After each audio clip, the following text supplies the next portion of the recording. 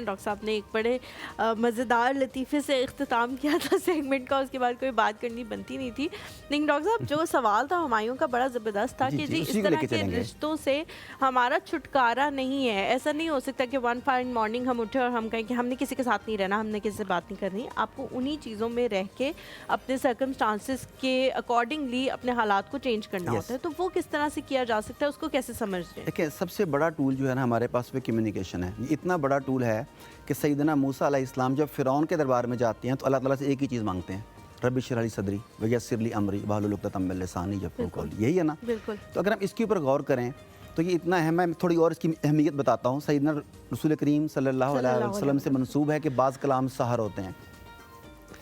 سیدنا جعفر طیار جب حبشہ پہنچتے ہیں تو ان کا ایک نجاشی کے دربار میں خطاب تاریخ کا دھارا بدل دیتا ہے. بالکل.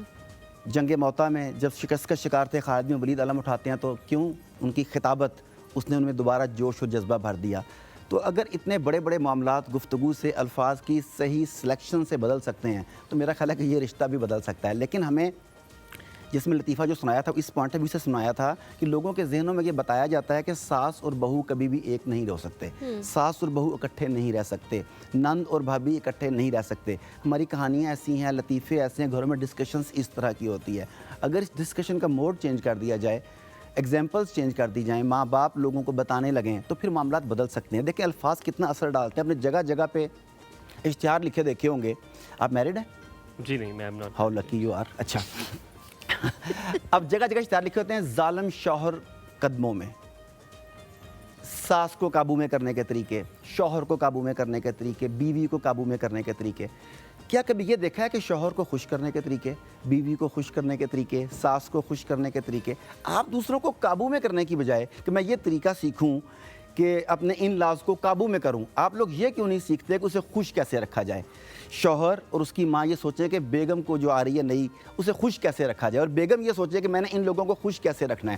مگر گھر میں جو باتیں ہوتی ہیں وہ قابو رکھنے کی ہوتی ہیں. تو اگر ہم یہ باتیں بدل دیں، ایگزامپلز بدل دیں تو پھر مائنڈ سیٹ چینج ہوگا. اچھا، اس میں ہمایوں کہ آپ اجازت دیں، ایک چھوٹی سی چیز جو ہے وہ میں پوچھنا چاہ رہی ہوں.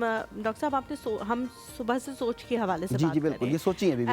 ایٹ ٹائمس کیا ہوتا ہے کہ جب میری شادی ہوئی تو مجھے میرے پیرنٹس نے بہت زیادہ کہا کہ جی آپ سے کسی کو شکایت نہیں ہونی چاہیے، کوئی آپ کے بارے میں یہ نہ کہے کہ جی غلط جگہ شادی ہو گئی، غلط گھرانے میں شادی ہو گئی. یہ چیز یہاں تک نوبت کبھی نہیں پہنچنی چاہیے. اور میری جو دونوں بڑی بہنیں جن کی شادی ہوئی ہے ان کو بھی اسی طرح کے لیکچر جو ہے وہ ایک ٹائم پہ ملے جب شادی ہماری قریب آئی. ایٹ ٹائمس کیا ہوتا ہے آپ تو کچھ اور سوچ کے جاتے ہیں، لیکن معاشرے میں کچھ ایسی چیزیں ہوتی ہیں کہ لوگ جو ہیں وہ ہمیشہ سمجھنے لگ جاتے ہیں کہ جی ہاں جی اگر ہم انہیں تھوڑا سا بھی اسپیس دیں گے نا یہ سر پہ چڑھ جائیں گے، ہم انہیں کچھ اس طرح کا کریں گے یہ آگے سے اور بڑھ جائیں گے.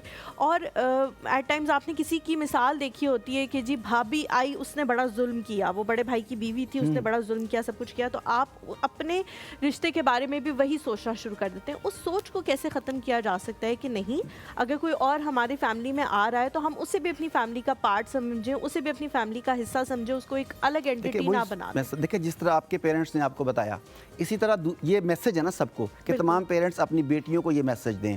اسی طریقے سے تمام لڑکے کی جو مائیں ہیں وہ اپنے لڑکے کو یہ والا میسج دیں. ایک سیرت کانفرنس میں مجھے ایک دفعہ بلایا گیا تو سیرت کانفرنس میں گفتگو چل رہی تھی. میں نے ایک سوال اٹھایا ان سے. میں نے کہا کہ سیدنا رسول کریم صلی اللہ علیہ وسلم کی زندگی میں بے شمار کیسز ان کے سامنے آئے. ماں بیٹے کا جھگڑا آیا، باپ بیٹے کا جھگڑا آیا، بھائیوں کا جھگڑا آیا. علماء بیٹھے تھے. میں نے کہا مجھے کوئی ایک کیس بتائیں ساس بہو کا جھگڑا رسول پاک کی عدالت میں آیا ہے یا نند اور بھابھی کا جھگڑا رسول پاک کی عدالت میں ہے. میرے ذہن میں نہیں آ رہا. میں نے کہا آپ لوگ عالم حضرات ہیں، آپ مجھے بتائیں کوئی ایسا آیا تو.